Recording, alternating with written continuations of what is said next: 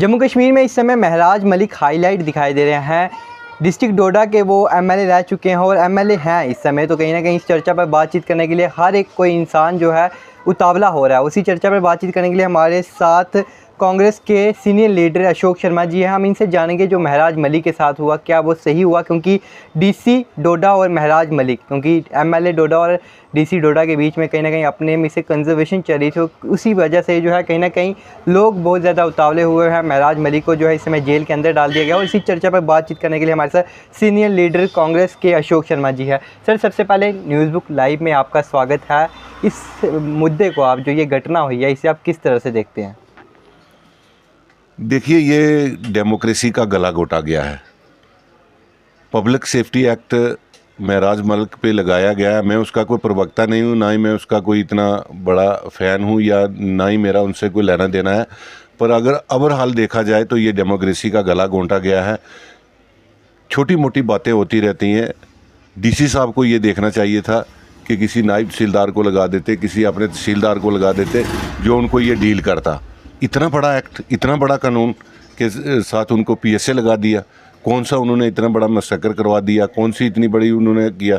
और सबसे बड़ी मज़ेदार बात है कि डीसी साहब आज उसी कानून व्यवस्था को दुरुस्त करने के सिलसिले में बैकफुट पर नज़र आ रहे हैं, क्योंकि पब्लिक जो है वो महराज मलिक के साथ है। सर, महराज मलिक के खिलाफ 21 एफआईआर लगी हैं और साथ में उन्होंने जो डीसी डोडा हैं उनके माता पिता के खिलाफ भी बड़ा कुछ बोला है।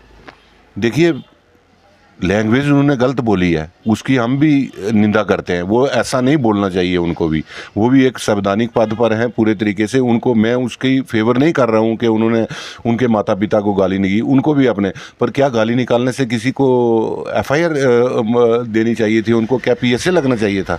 पीएसए की बहुत बड़ी बात है। लोग कह रहे हैं कि हिस्ट्री में पहली बार हुआ जम्मू कश्मीर में, ये दूसरी बार हुआ। पहली बार भीम सिंह जी के ऊपर लगाया था, वो भी किसी सरकार ने लगाया था।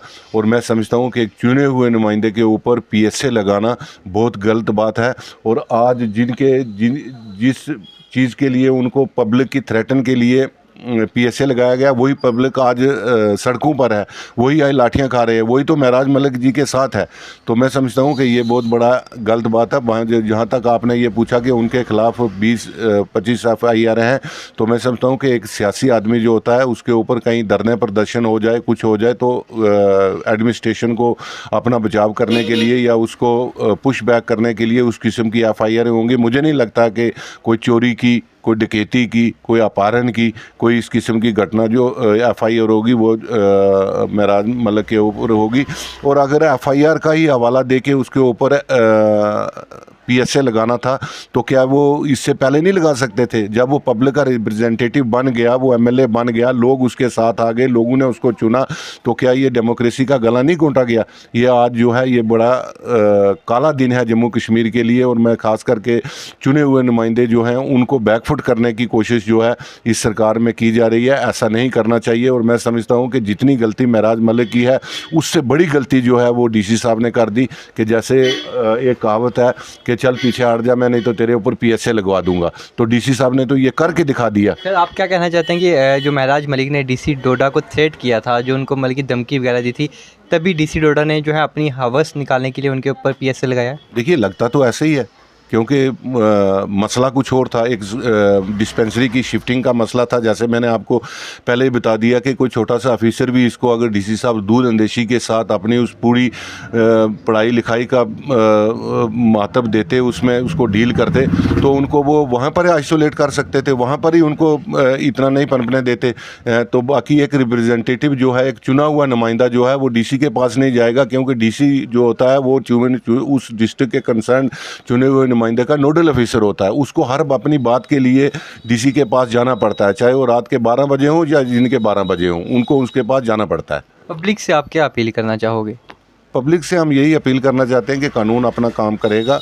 और ये जब कोर्ट में जाएगा मसला, तो ये पब्लिक के फेवरेबल में ही होगा, क्योंकि अगर ये उसमें सरकार भी अपना पक्ष रखेगी और महराज मलिक का भी अपना एक पक्ष होगा, तो मैंने सुना है कि जितनी सिंपैथी आज जो है, जैसे आपने बताया अभी को, जितनी महराज मलिक के ज़्यादा बैटरी ऑफ एडवोकेट्स उसके साथ खड़े हो गए हैं, समाज के बहुत से लोग उसके साथ खड़े हो गए हैं कि ये जो उसके साथ हुआ है गलत हुआ है। बाकी जो उसने लैंग्वेज बोली है या उसको थ्रेटन किया है उसके हम खिलाफ है, पर उसका ये सिला नहीं होना चाहिए था कि एक PSA जितना बड़ा कदम जो उनके ऊपर उठना चाहिए था। सर, अगर महराज मलिक ये वीडियो देखते हैं तो आप उन्हें क्या कहना चाहोगे?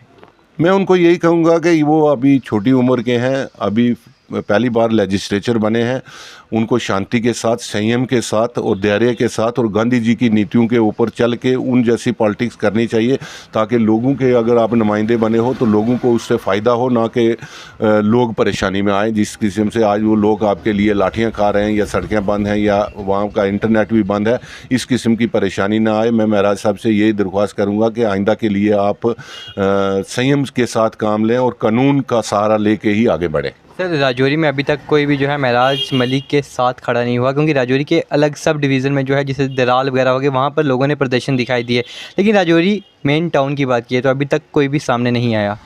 नहीं, देखिए, वो अपनी अपनी आइडियोलॉजिकली बात होती है, अपने अपने लोगों के मन की बात होती है। मैं तो इसलिए आपके सवाल का जवाब दिया है कि ये डेमोक्रेसी का गला घोंटा हुआ है। मैंने आपको पहले ही बता दिया कि मैं कोई प्रवक्ता नहीं हूँ या उसका कोई वोटर नहीं हूँ या मेरा उसका पार्टी से कोई लेना देना नहीं है। हम तो एक हक की बात करेंगे, जो जस्टिस है, जो गलत है उसको हम गलत कहेंगे, जो सही है उसको हम सही कहेंगे।